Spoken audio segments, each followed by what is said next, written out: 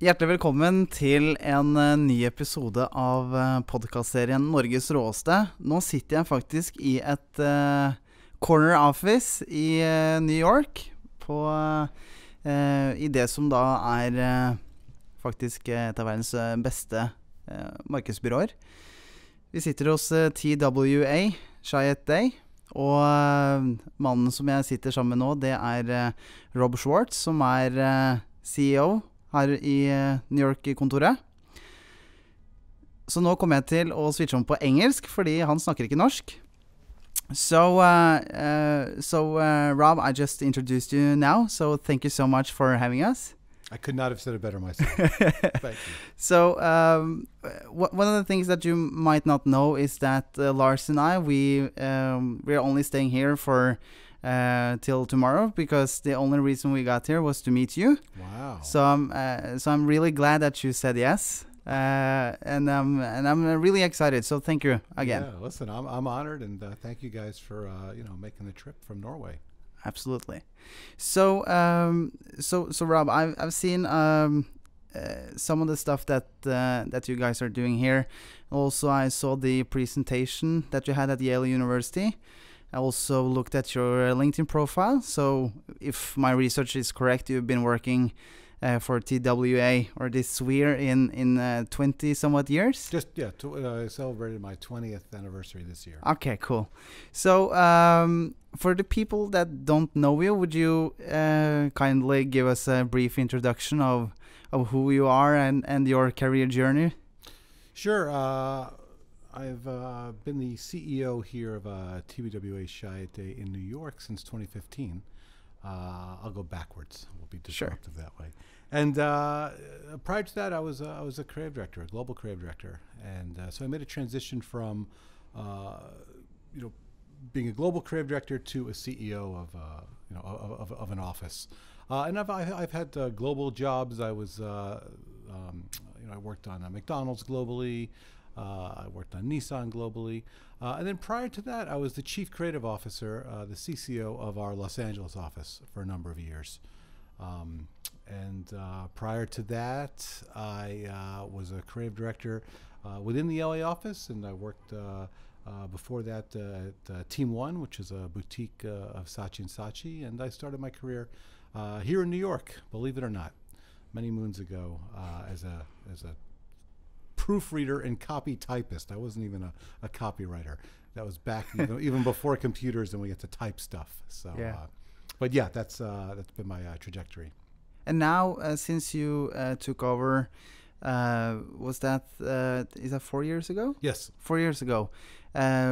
It says on your LinkedIn profile that you've seen massive growth the last years.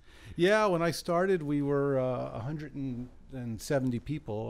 We're almost up to 260 now. And as our global CEO of the collective, the TBWA collective, Troy Ruhanen, says we've experienced a 300% growth just over the last few years. So yeah, it's been impressive. It's been really exhilarating. Great. So one of the reasons why I wanted to come over here and talk to you and have this podcast with you is because yourself and the company that you're representing is working with some of the most eminent clients in the world, among Nissan, McDonald's, Apple, of course, which I'm sure so many are inspired by.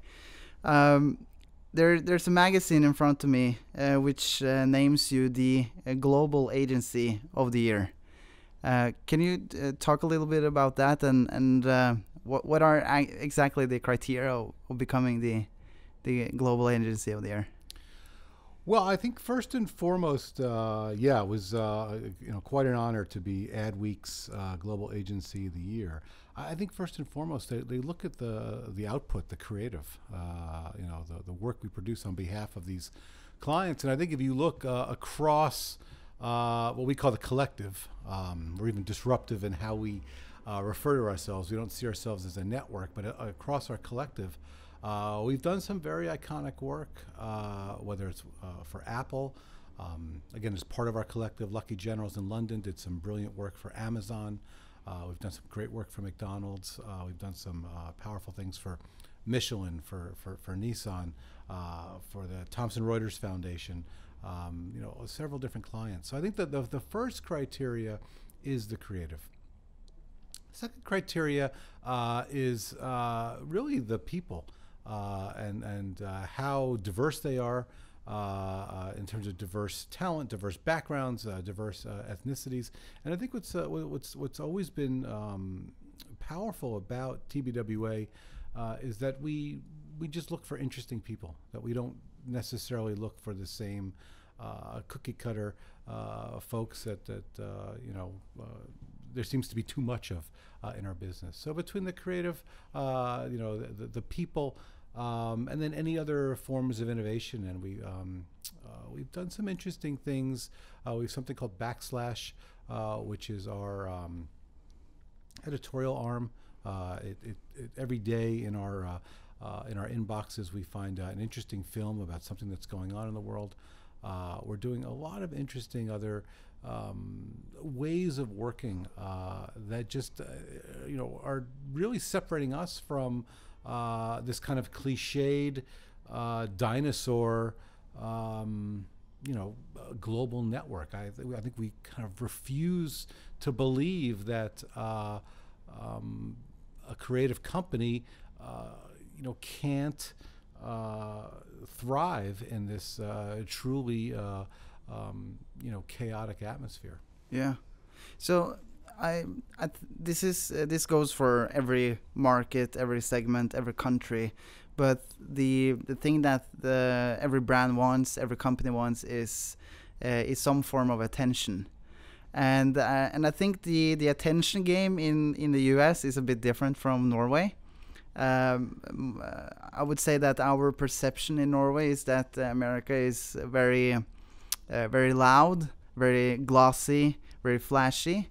When you have and then my question is in regards to your, and we're going to deep dive into that later, but you said in your presentation at Yale University that obviously you name yourself the disruption company, but you also said that you want to kill boring.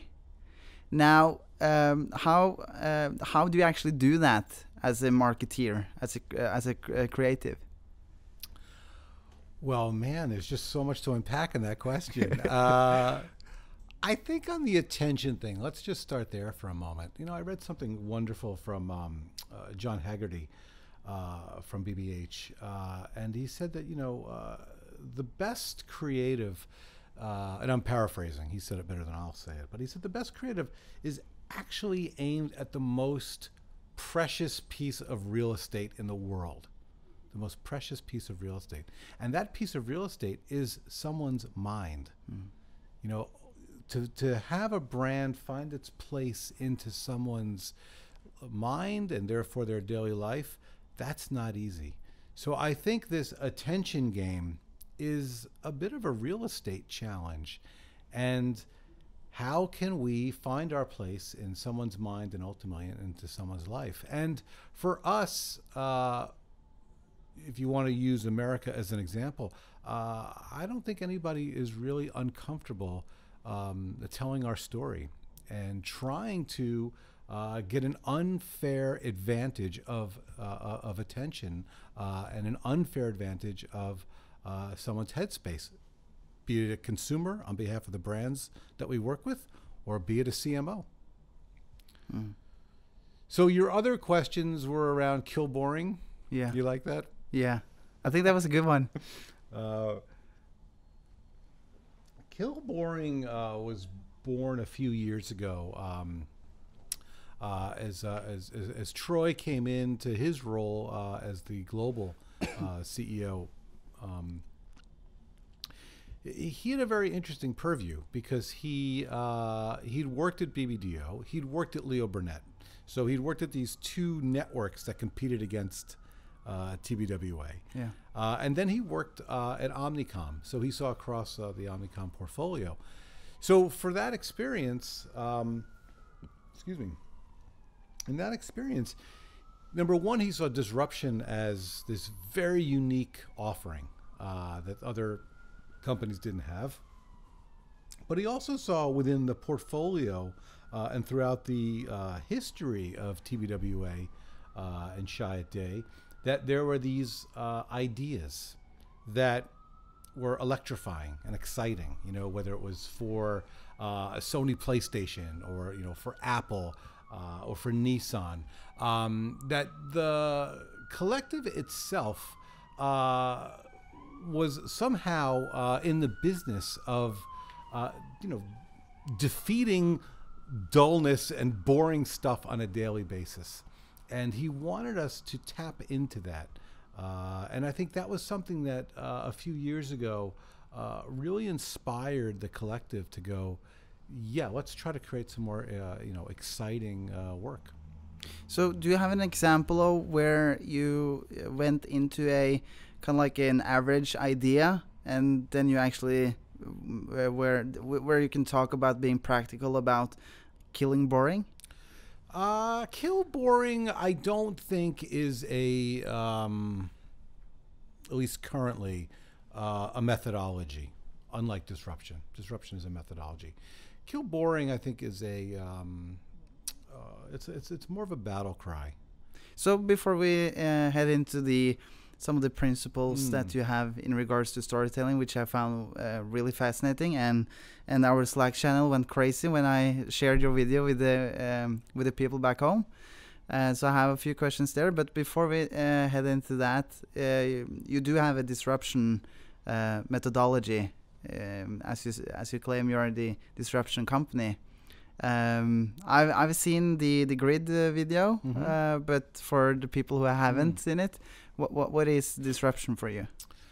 Well, disruption was a theory of our chairman, Jean-Marie Drew. So, and Jean-Marie, you know, came up with this notion. He loved advertising. He loved great advertising. This goes back to, you know, to the late 80s, early 90s. You know, he loved great advertising, and he was looking for a way to get to that. How could we do that consistently? How could it just not be, oh, you know, the, you know, brilliant, you know, creative, you know, comes up with something and suddenly it's amazing? Like, was there a way to, I don't want to say systematize creativity because that makes it sound cold and cookie cutter. It's not easy to do. But was there a way at least to have an approach? And that became disruption. And disruption is 3 parts. And you can start anywhere, but I'll start in a very linear fashion. For any category, there are conventions. There are things that brands do over and over again, be it in their products, in their marketing, in their advertising. And you look for those conventions. And once you understand those conventions, you can start to see white space. You can start to see the cracks in the conventions. And I think one of the best examples of this comes from art. You know, Picasso was a brilliant portrait painter, and that was the convention of the time. But when you look at Picasso and when he invented Cubism, this was a reaction, a disruption of conventional painting. And that's really what we're trying to do in the world of communications. So you understand your conventions, you start to see some cracks. You work with a brand and you understand their vision. There's a place, what we call a share of the future that a brand is trying to achieve. And when you have this vision articulated, you know, what the brand's trying to achieve, the conventions that maybe they're stuck in or holding them back, you start to say, what can we do to break those conventions to achieve that vision? And as I explain it to you, I think a lot of your listeners may go, wow, that's kind of my process already. You know, a lot of creative people felt like, you know, when I explain it that way, they go, wow, it's sort of intuitive. And that's the power of it. Yes, it's very intuitive, but the fact that you go to clients and say, this is how we're going to do it, that in and of itself is a breakthrough. So when you're working with some of the biggest brands in the world, what can you, without go into details of a single client, can you give us a glimpse of what the creative is, or what you're doing? Sure. I mean, across the collective. I mean, I think Apple, I think, is quite conspicuous in the world, what we're trying to do is what we've always done for Apple, which is try to demonstrate the products in a way that's very modern and that's irresistible. So I think we've been quite consistent there. And even though we wrote the tagline "Think Different," back in the late '90s, I think 1997. Were that you? No, it wasn't me. No, okay. A guy named Craig Tanimoto, actually an art director, came up with it. That line itself, I think, guides the work, but not in an obvious way. That's they don't use that tagline, but thinking different is really the power of Apple, from a communication standpoint, especially. For Nissan, we have an interesting disruption for them, which is the fact that in a world that is obsessed with gadgets, and the role of the automobile has taken a back seat to the phone, to the tablet, what we realized and what was disruptive is that the car is actually the greatest piece of technology maybe in the history of mankind. It's technology that actually moves. And I think this is a very powerful positioning that we've unearthed for Nissan. So we're starting to, unleash that onto the world. And I think what's powerful about that is if if the convention is to look at a car company like a car, we're going to see this sea of car advertising that we've lived with, for the past 35, to 50 years.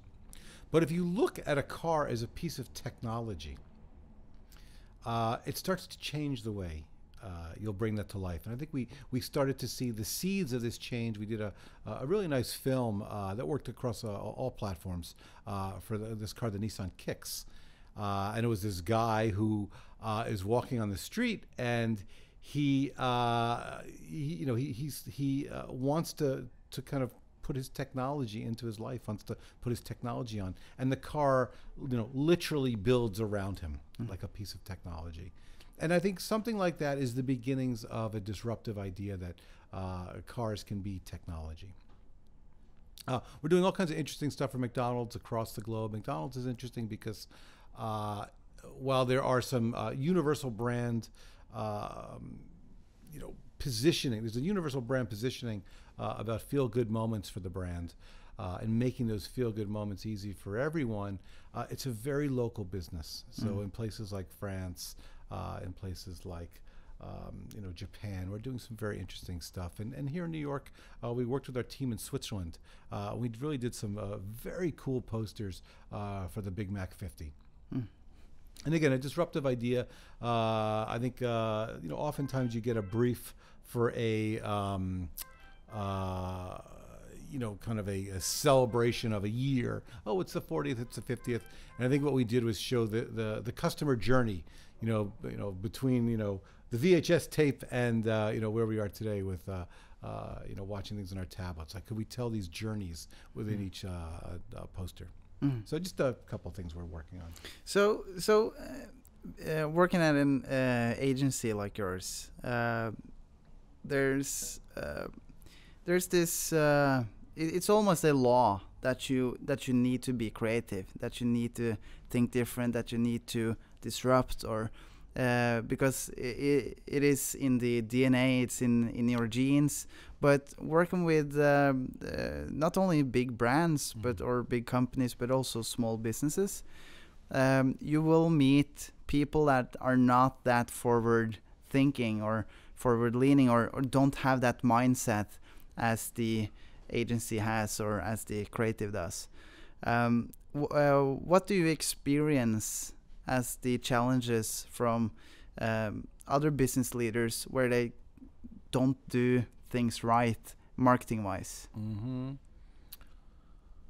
I think you say everyone's creative in a creative company. I think the best creative companies, that's true. Creativity does not have to be confined to the creative department, and I think that's always been the case for this company. Part of it is how you hire. And that's, it goes back to when Jay Chiat, the founder of this agency, worked with Steve Jobs in 1982. And at some moment, they both understood that there were companies that had pirate cultures and there were companies that had naval cultures, pirates in the Navy. I think it's a very good metaphor for this. A Navy culture is good, because it's very good for systems, and it's very good for repeatable systems, and people who don't necessarily have the energy to be creative, because it takes an inordinate amount of energy. To be a creative person in whatever skill you're in, versus being more, I hate to sound so negative, a cog in the wheel. I don't mean it dismissively, but it takes a lot more energy. It takes a lot more energy to think a little bit further, that your email should have something a little bit more memorable to it, that your business card should be somewhat more interesting, that your conversation should remind someone that, wow, these people are really kind of interesting. So I just think that division between a pirate culture and a naval culture has been the guiding principle for us as a way to operate. Now, to your question about what I heard in it is maybe how you get clients to be more adventurous. No, so my point is that so you would be a pirate here, so you guys are pirates. But the clients that you're working with, or even let's not talk about your clients, just the average business out there, the average corporation, they don't think like you do. They don't see the world like you do. So because they have so many different bias viewpoints in their own organization. So what do you see as the biggest challenge of trying to speak with people who don't see the world the same as you? That's a good question. That's a key question.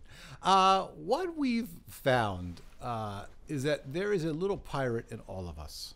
There is something in almost every brand, in particular, that has somehow broken through. If you are a brand in the world today with any relevance, you will have broken through in some way. At one point, IBM was a pirate organization. There was not,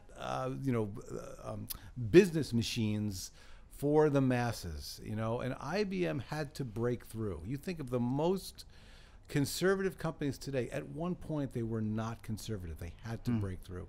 So sometimes with a client, you have to remind them that within their DNA was disruption. Within their DNA was a refusal to accept things as they were. And you can throw it out in any category. Even the U.S. Post Office. At one point, Ben Franklin had to come up with this idea that we were going to connect these colonies through the Postal Service. This was a disruptive idea. Although now you look at the Post Office as something that frankly needs to be more disruptive. They need to reinvent again, but for a lot think they didn't have to. Yeah. By the way, you like all these sirens? Yeah, I think that's fine, and actually that brings me to another point, because back in the thing that we see back in Norway, and I'm sure it is here in the US as well, is that marketing needs to be more authentic. It needs to be more genuine. It needs to tell more real stories, and in Norwegian, I say that we need to show what's raw and what's real. And now, when you're talking about, do you think it's fun with sirens and stuff? We in the content that we produce as a company, we don't care about what's retouched, or we don't want to do that. We want to show the warts and all, if you know what I mean. Do Norwegians even have warts? I guess some do, but that's not the feeling I have in the US, where my perception and some of my colleagues and also my friends, our perception is that in America, in every marketing message, it's somewhat retouched. How do you agree to that? I think the only thing that's retouched is our president.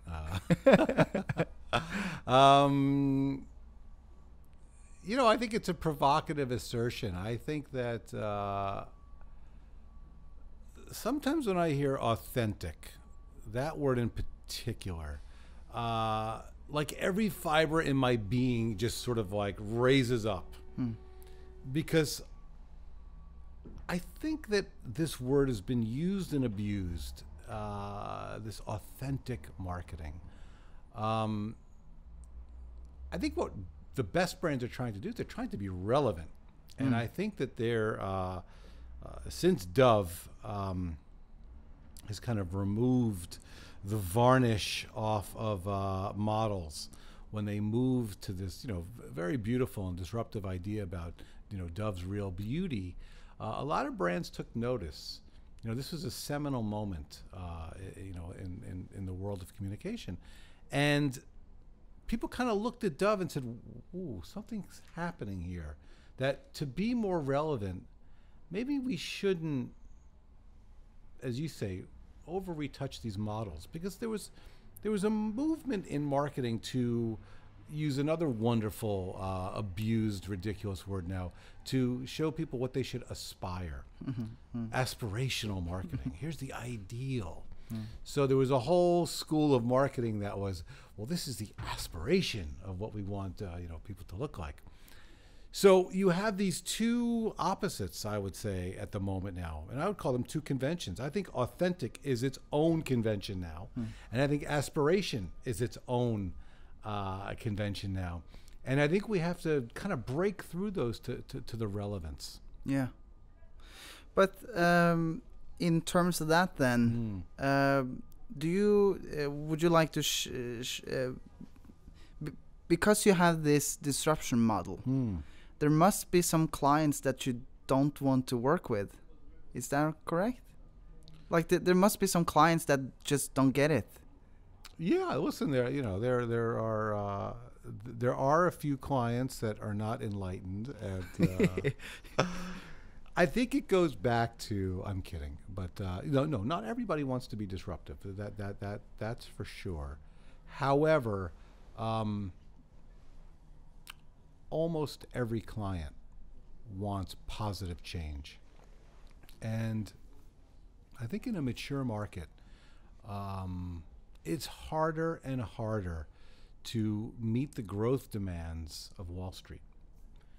And in order to create growth, you have to create a new future for brands. And I think what we're finding is that a lot of traditional brands know that if they keep doing what they're doing, there'll be a certain flatlining and there'll be a certain erosion of growth at a certain point, because there's so many new players, and you know, it's almost like the long tail of players. The smaller players are chipping away at the big players. There's no really small player that is suddenly emerging to be the big player again, but the constant it's almost like swatting flies. The constant, you know, fly swatting that a brand has to do. It to me, it's emblematic, or it's a sign that you have to move. You have to move from the flies. You have to move to a different place. And I think any brand that wants growth, that wants to unlock their potential, to create new futures and a broader future for themselves, they have to disrupt. They don't really have a choice. Now, whether they come to us or not, that's their prerogative. But we have a track record and we have a way of getting brands to move. Yeah. So that brings me over to the next subject, which is your speech at Yale University. Excuse me for not remembering the exact headline, but it was... Oh, I'll help you. Yeah. It was 7 principles for storytelling in marketing. Very good. You got the numbers. Very good. I got the numbers, but not the headline. Okay. The 7 stories that rule the world and the world's best brands. Yeah. Okay. But you did have 7 principles. You could say, yes. Right? Yeah. Now, when you go into a company, or whoever would go into a company and try to disrupt and try to communicate, the essential thing what you're trying to do there is to storytell in a different way to create a new messaging. And I haven't seen all of the Mad Men episodes, but there's a cool thing where Don Draper says, and I try to quote him correctly, he says, you feeling something, that's what sells. And I think that was such a great quote. Oh yeah. And that was also a parallel to what you were talking about, where if you are storytelling correctly, you are feeling something, and it's easier to remember. You were also talking about chemicals and stuff, but it was the feeling that was my perception after watching it. Could you give us a brief introduction to some of the principles that you are most fond of? Yeah, interesting. I like your takeaway. Let me first address the feeling thing, because this is something I learned from Phil Duesenberry at BBDO. So I didn't work at BBDO, but I'd read something. Phil Duesenberry was a legendary creative director, one of the best in our business. And he said something that was really powerful to me, and I read this very early on in my career, which was, and this is him saying, and me paraphrasing. He said, "If I feel something in the boardroom, I'm going to feel it in the living room." And what I loved about that idea was that there was something in the material that we were producing, in our offices, after all the strategy was done, all the numbers and all the, inputs, that you actually had to move somebody. And that was really powerful. So I sort of put that in, I don't know, it was part of the ingredient that got me to storytelling.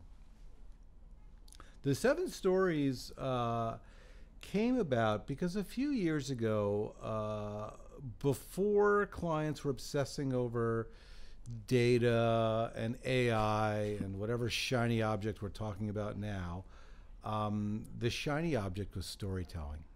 And I remember looking at there was a Google, a piece of data, believe it or not, from Google, that showed a spike in the number of searches for brand storytelling, like in 2006. There was just almost a hockey stick of searches that you saw that people were searching storytelling. Okay, that's interesting. So like I told you guys, I started out as a writer. I was an English major in college. I loved literature. I loved film. I loved stories. And suddenly I felt, oh my God, I can finally put this degree to work. Maybe there's something truly academic in storytelling.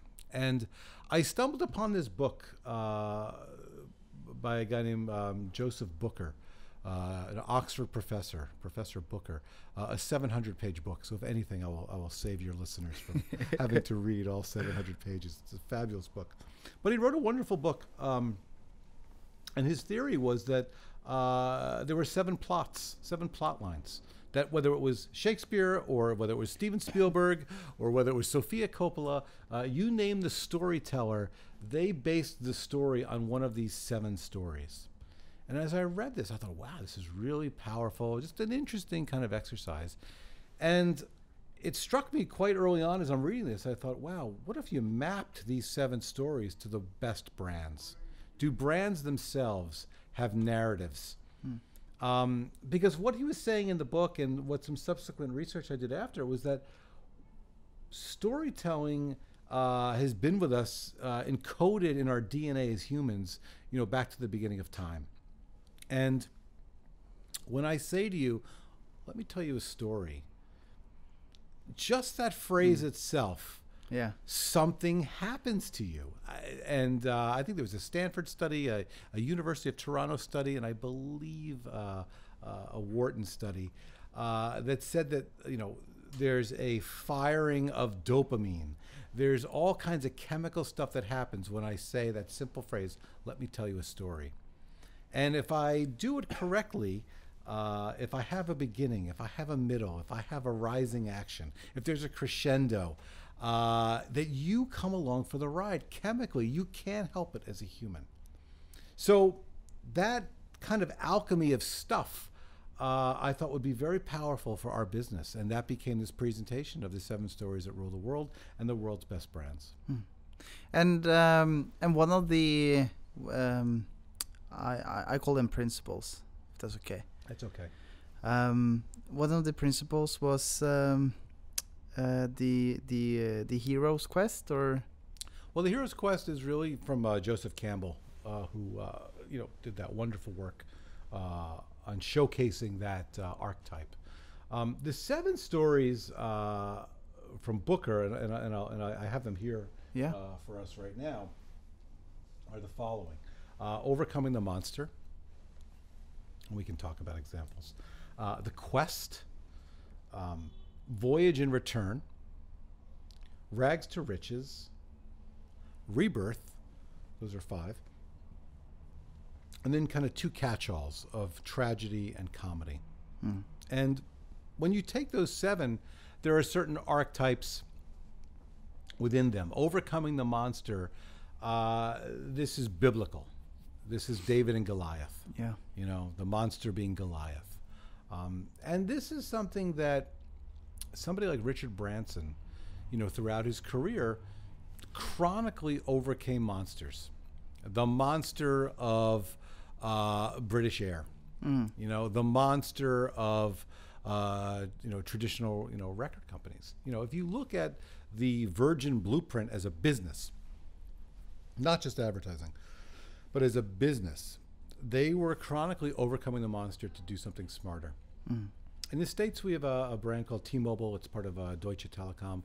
I think they've been brilliant at overcoming the monster. Their monster is kind of, big, dull, and dumb telephony. And they have taken on the cause of the customer, and they're going to overcome all the monster that is the complexity of telephony.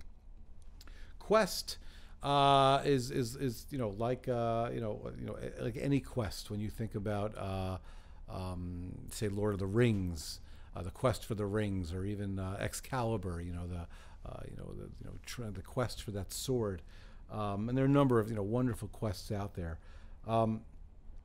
This is really the Nike blueprint. When you think about Just Do It, this is really about going back to if you've got a body, you're an athlete, and bettering your best. This is really a quest to be the best you can be. Tesla, I find, again, from their business standpoint, this is a quest to electrify the world, in every sense of the world. Tesla at its best. And I should go back for 1 second. Overcoming the monster. Maybe one of the best overcoming the monster pieces of advertising ever was Apple's 1984. Setting up, then in air quotes IBM, the man, and defeating that. Overcoming that dull, crazy computer world with a personal computer, where I could, me as a lone person, could be the most creative I can be. That was a quest for the brand, and that film does it well. But would you say that overcoming the monster is probably one of the easiest storytelling kind of like techniques? David against Goliath, the underdog, the... I don't know if I would use the word easy. I think it's intuitive, because I think as a human, we sort of are naturally born Davids, you know, no matter who we are. You know, we have there's always a monster to overcome. Which of the 7 are your favorite? I like overcoming the monster because I like the clarity of it. Yeah. You know, I like finding an enemy. Yeah. For brands, I think that's quite good. As a business, I like rebirth. You know, as a disruption company, we're trying to, you know, if you think about Snow White and the Seven Dwarfs, you know, when the prince kisses Snow White, she's reborn, you know, again. And one of the brands that does it well is Red Bull. You know, when you drink the Red Bull and you are transformed, and you know have these wings in quotes. But I think that's what we promise as a company. You know, if you come to me, you know, as a brand, there's probably something in you that we will, you know, you'll be reborn in some way. You know, we'll transform you either to where you were or, you know, to a new place that's even stronger than where you were. Yeah. So before we go into the more around that principle, because you also had kind of like a rebirth with your new profile. But before we dive into that, I have a few questions here from Norway. We have there's actually a girl from Portland who is working for us. She has a couple of questions. Her name is Jordan again. One of her questions is, what are some exercises TBWA does to help identify and maintain brand stories? Good question, Jordan. This 7 stories exercise is an excellent one. And this is one where you can do with your clients. You lay out the 7 stories, you explain that to them, and have the clients write down what story they think that they are trying to tell. And we did this once for Michelin. I thought it was really powerful, and I thought for sure this is for one of their one of their passion divisions. They do they do a lot of work with racing and what have you. And I thought for sure that this was really going to be about a quest. You know, Michelin is always about perfection. You know, these amazing products.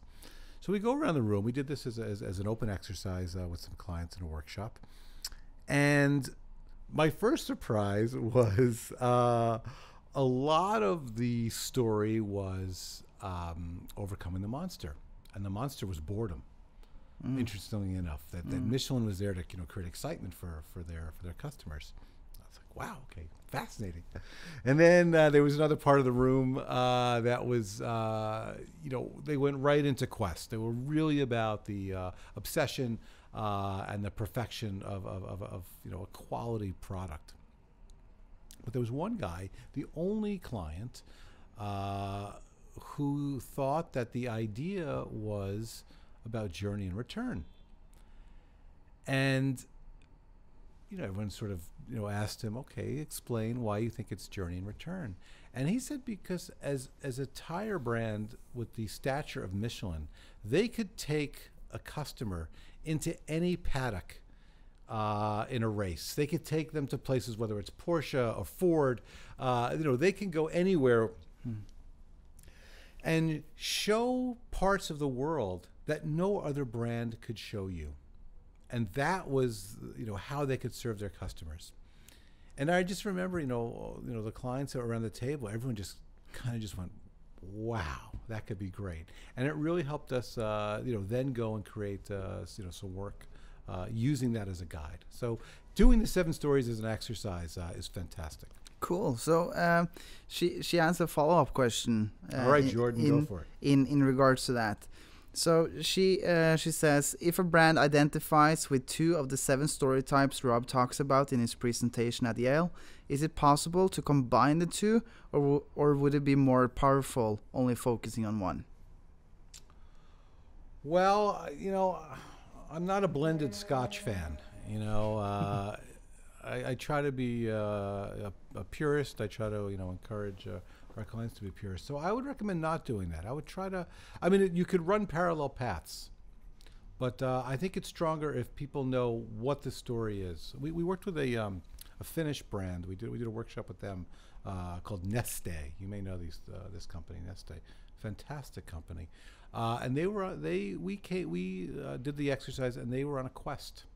They really liked Quest, and they were on a quest to make a better world for their children.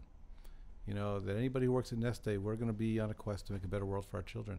And this is driving the company.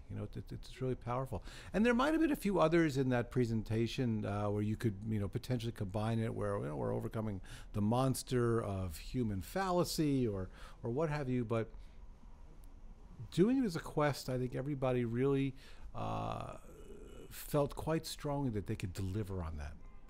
Yeah. Do you know any examples of, or would you like to name them? Any terrible examples of storytelling gone wrong? Well, now you want to get me into trouble.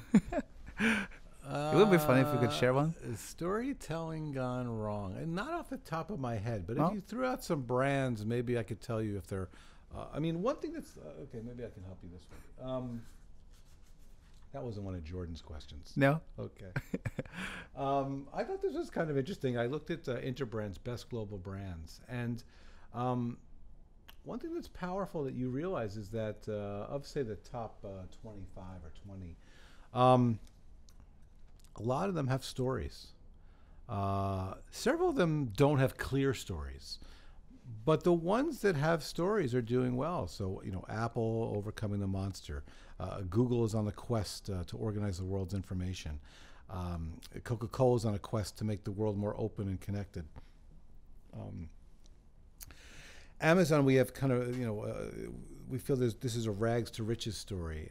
Not only that anybody can shop at Amazon, but the Jeff Bezos story, his origin story, is a rags to riches story. And so it's interesting that for the brands that don't really have a clear story, and they may very well have a story, it's just not clear to us, be it Toyota or Oracle or even Honda. Their stories just are not clear. It doesn't mean that they're weak brands. They're not. They're obviously on the Interbrand top 20. But they might be able to do things, they could galvanize their forces even more if their story was clear. Yeah. So I want to do one last question from from Oslo. So we have from Hege. Mm-hmm.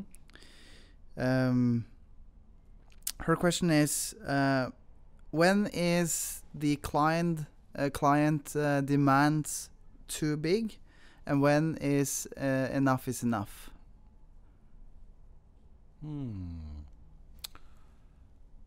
Well, hey, yeah, I got to think about this. When is the client demand too big? I mean, it depends. It depends how you define the demand is too much. We found that the more ambitious the brand, the better off we are. We like brands that really want to not just disrupt things, but we love this idea of gaining a greater share of the future. So in some ways, the only time when it's too much is probably when the fee doesn't meet the ambition. I think there's a sense that, we would love to bring every resource, but I think brands have to also understand, and now more than ever, that they have to pay a bit more. I think brands got very used to cutting agencies to the bone. Yeah.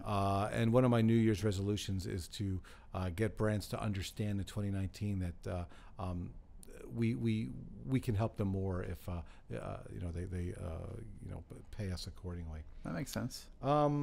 When is enough enough?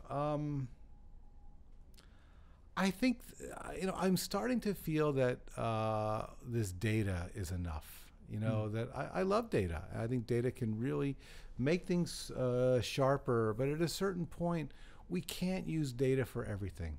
Data, can look back at something. It can't always predict the future. And data is never, the thing we talked about, the feeling. Yeah. I'm yet to see any data that can truly,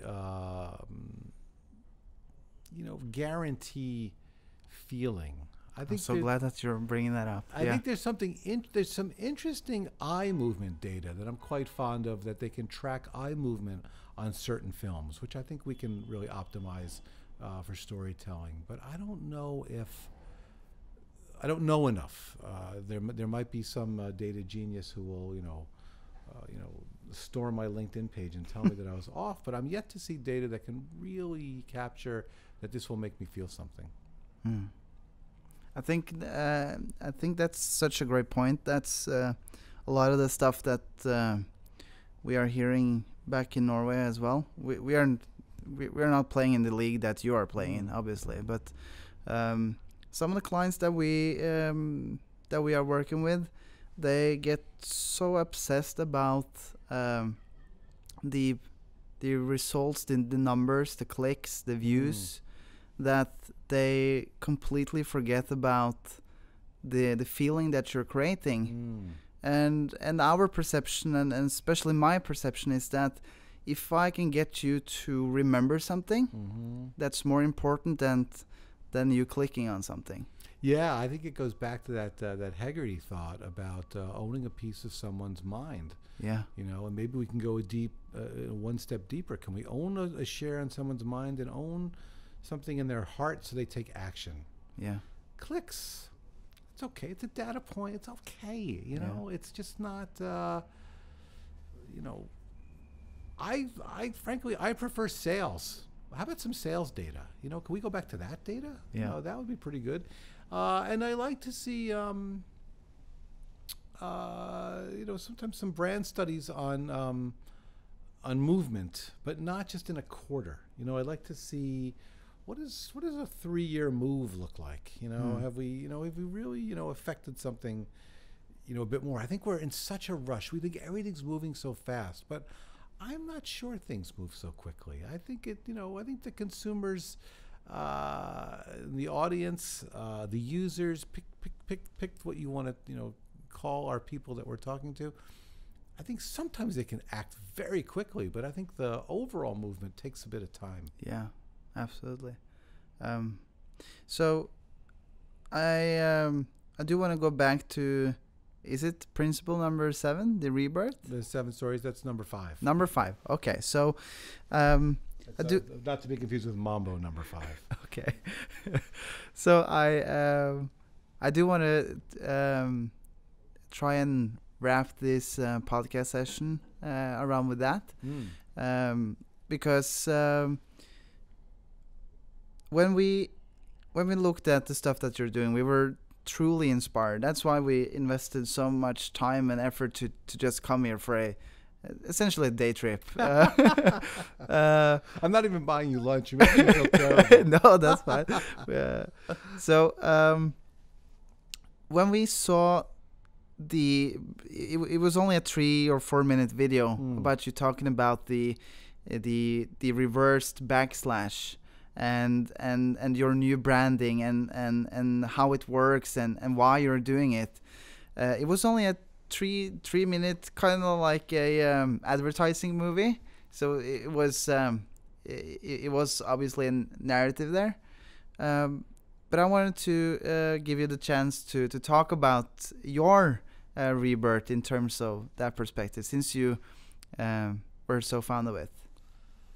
Well, I don't know specifically what you're referring to, but that's okay. My rebirth, I think maybe more accurately it's a transformation. I never started as a business person or somebody who's gonna, work with numbers and spreadsheets. You know, like a lot of people, I got into advertising to not work with numbers and spreadsheets. But I'm more than okay with it now.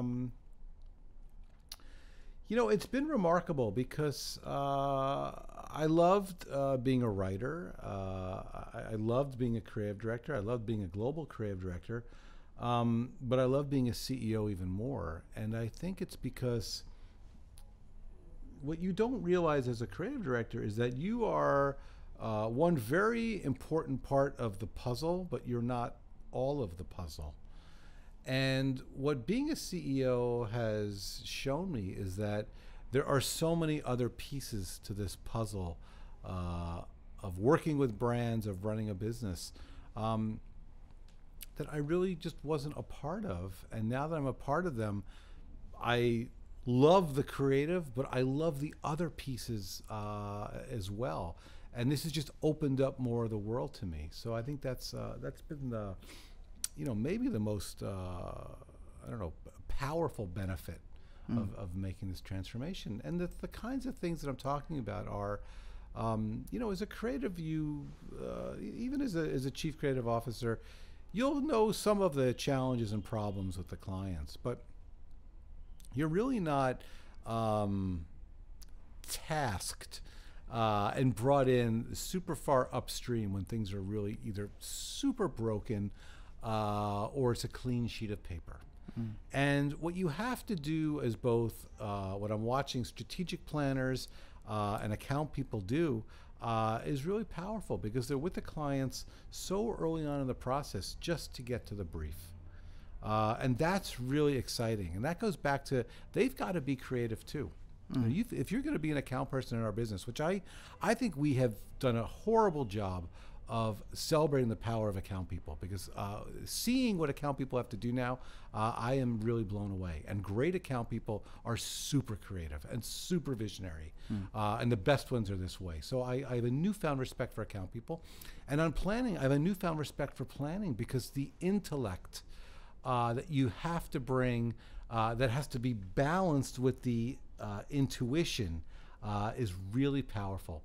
And I think sometimes we force our planners to be too intellectual and not be intuitive enough. And they have to have that balance even before we bring the creatives in. So that's been illuminating.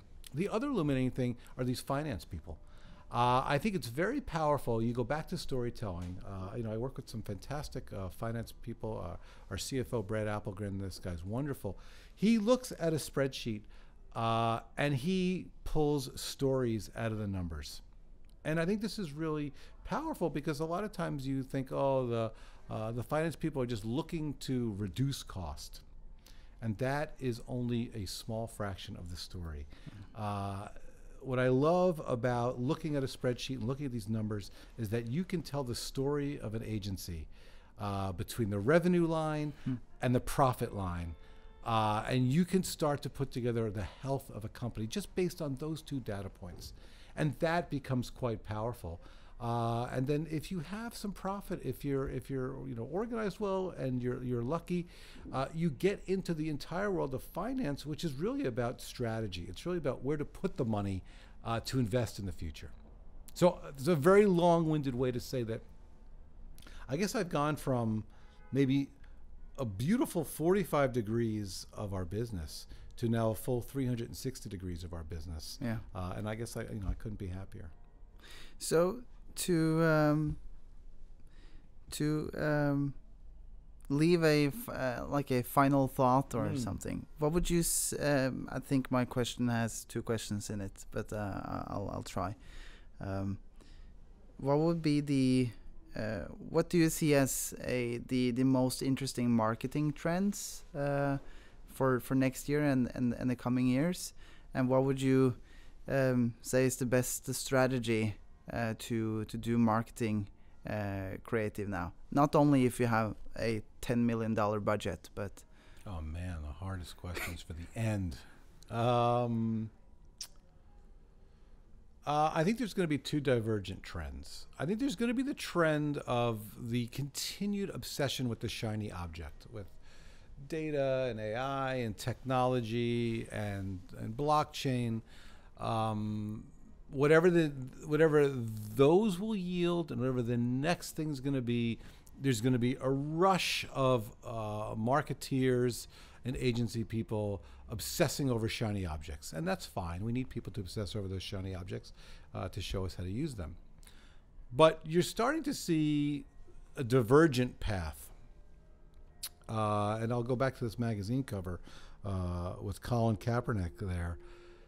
This Nike idea from Wyden, which to me was very much in keeping with the best of Nike work, going back to John McEnroe, the tennis player, a controversial player who was just doing it, as it were. This is the other divergence, which is back to an image, a picture, and a set of words. This was a post. This was a social post. Now, there were some choices made. There was an idea about defying, being disruptive against the conventional wisdom of standing for something. Don't just conform, but stand out. So there was an idea there.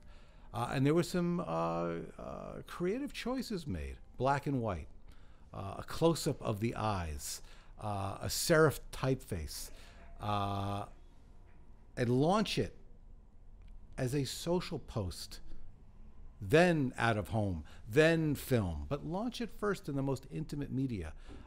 This, I think, was really powerful. So I think that one of the trends that's going to happen is that the good brands are going to go back to very simple questions. What are the pictures and what are the words?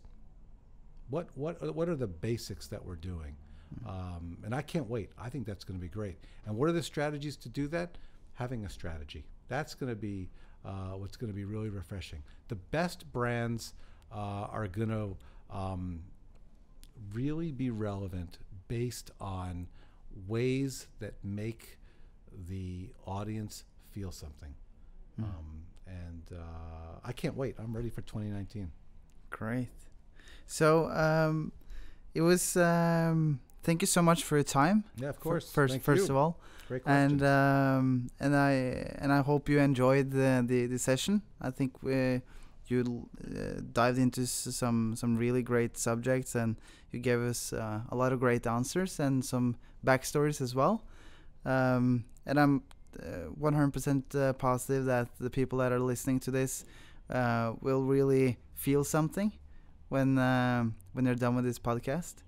So Rob, thank you so much again for letting us come into your office and play in this podcast. Well, listen, it was my pleasure, and I really appreciate you guys making the trip. And know that Scandinavia in general, Norway in the specific, we look to you guys too. I think that this is a very creative part of the world, and this summer I'll be taking a trip all through that area for my 25th wedding anniversary. So I look forward to seeing Oslo up close and personal.